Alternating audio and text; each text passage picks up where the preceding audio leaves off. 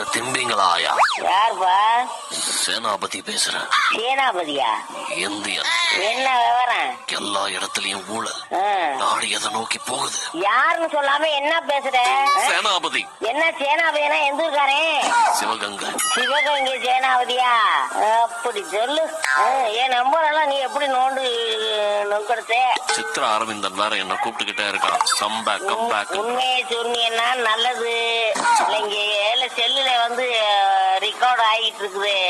இங்கேயும் ரெக்கார்ட் ஆயிட்டு இருக்குது. சிரிக்கிறேன்.